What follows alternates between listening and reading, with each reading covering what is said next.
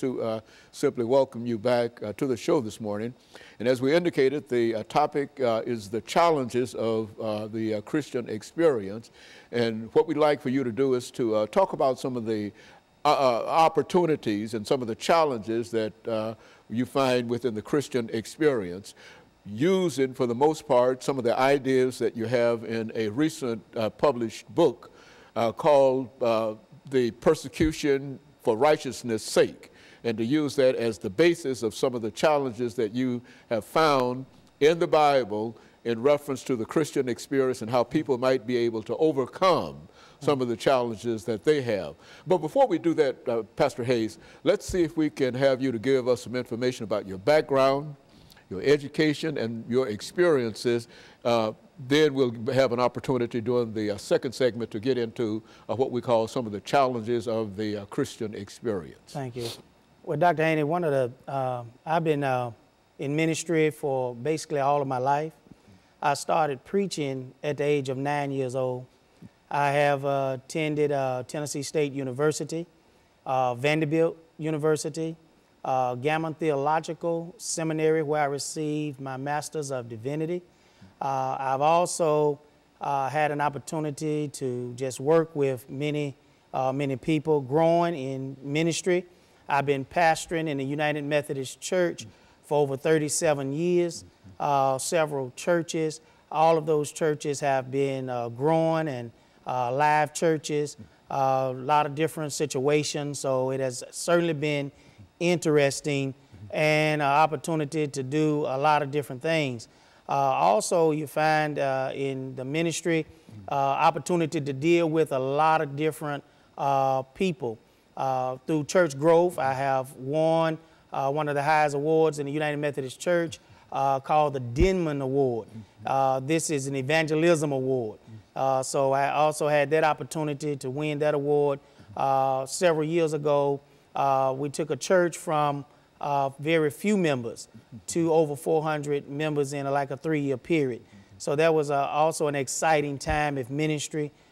Just continue to grow, continue to learn, continue to work with people has been one of the things that I've enjoyed doing. And so certainly I'm thankful for that.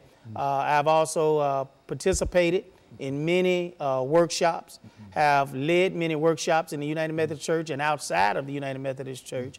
And so that have given me strength and courage to do the will of God for the ministry and trying to reach people and save them and bring them to church, and also to lead them to a life of being a Christian for the Lord.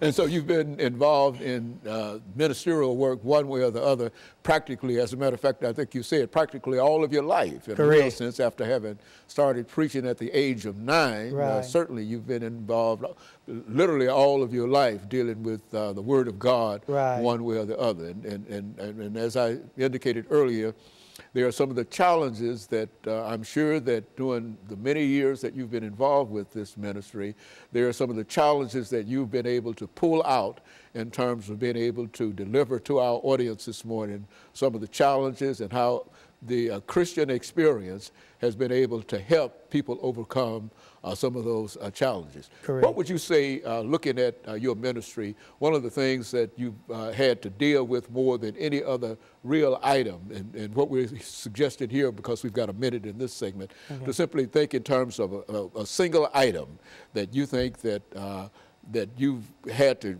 deal with in your ministry, doing all of your churches and et cetera, that you could start us off with when we come back, dealing with as a challenge. Okay. Just think about that, and perhaps you want to make some statements in reference of what that challenge might be. One of the things, you know, we're going to talk about just loving people. You got to be a good Christian and a true Christian is crossing lines where you just love everybody. You treat everybody like they're somebody, even those that others may count out. You have to treat them as a child of God.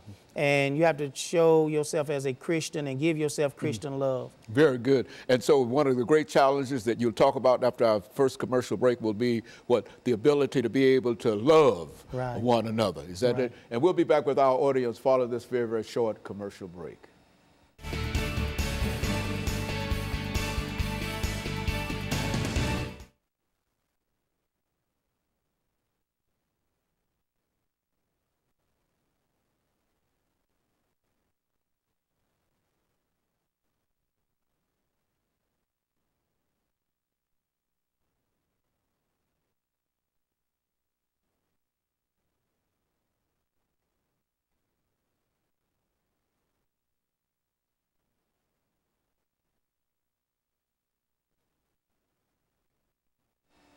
Thank you and welcome back to the second segment of the show for today.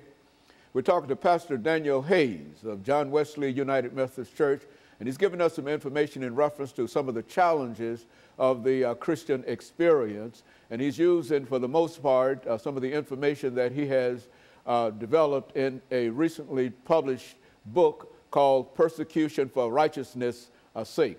Pastor, let's look at some of the items that you, as we indicated during the end of the first segment, some of the things that I think you indicated love It was a major item in reference to that everything that fits all across your ministry. Speak to that. Right. One of the things that we have to understand is that being a true Christian for the Lord, our responsibility is to go forth and make disciples of Jesus Christ.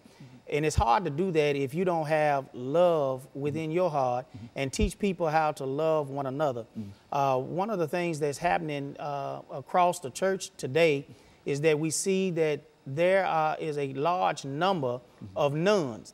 Now, nuns are not the nuns that that are so gratefully serve in the church. I'm talking about nuns that don't attend church at all. N-O-N-E. Correct. That people that prefer to do something else on Sunday or Saturday or any other day than go to church.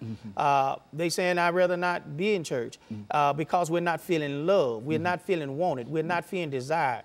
One of the things that we have to do as children of God is to spread love to everyone and show everybody that they are of worth in the sight of Jesus Christ.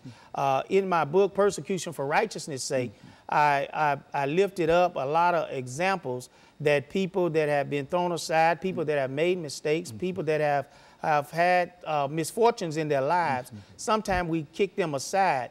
But Jesus Christ always spent time with people and gave them a second chance, a second opportunity. And sometimes it wasn't just a second opportunity, it was another opportunity because we've used up our first, second, and our third opportunity. So Jesus just keep blessing us and keep giving us opportunity after opportunity.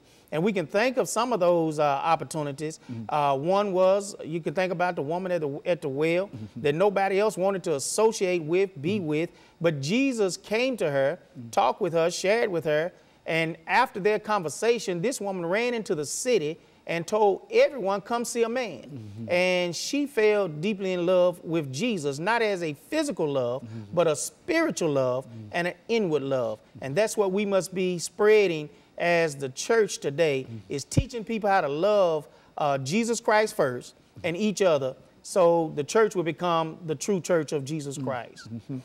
And so that makes a great element. Continue on. One of the other things that we have to do is that one of the major things that Jesus Christ have always done for us, he has always looked beyond our faults and see our needs. And in the book of Persecution for Righteousness' Sake, what I've tried to do is make it an inspirational book. So people who have fallen down, Jesus let us know we can get up. People who have made mistakes, Jesus let us know that we can turn our lives around. People that have gone through some turbulent times of life, you got to understand you can come back. And Jesus will be with you, because Jesus is one that does not just look at the times that we have fallen. He look at where we can go and how we can get there. And so developing a love of Jesus Christ is the first and foremost thing that we as Christians have to teach all of God's people. And so that's one of the things that we're going to be, we look at is persecution for righteousness' sake, is also letting people know that sometimes you just can't deal with the main issues that a person might be going through, their storms. You can't just deal with their hardships. You can't deal with just the fact that this person have come from a place that we have never been. But what we have to do is reach out to people and let people know that we love them, but more important than that, we got to teach them that God loves them so they can get up and run like they never ran before for the Lord. So that's one of the things that we want to do, is let people know that once you've gone through the storms, you can come out. You can start all over again. You can reach the top regardless of where you are. If you're in the valley today, you don't have to stay in the valley. If you on a stormy sea of life, guess what? That stormy sea can also pass by. and you will find yourself sailing on blue waters and on clear waters. And that's what God desires for us. So what we have to do is unite together and show people that God is a God of love, and we got to be stewards of love. We got to let everybody know, if we are claiming that we love Jesus Christ with all of our heart, our soul, and our mind, we got to show other folk that we love them and not be afraid to love folk. I used to have a saying when a person would join church, one of the things that I ask of you is that you love us, but more important, you be reminded over and over again that we love you, and we are not afraid to love you. One of the things I find out in church today, everybody's afraid to love each other. And so if we're going to be true Christians of God, we have to step out on faith and just love each other. And that's what you mean when you say step out on faith, that you might have to love somebody who might not love you at that particular moment, but by your love, they might respond differently. Is that what we're saying? Correct.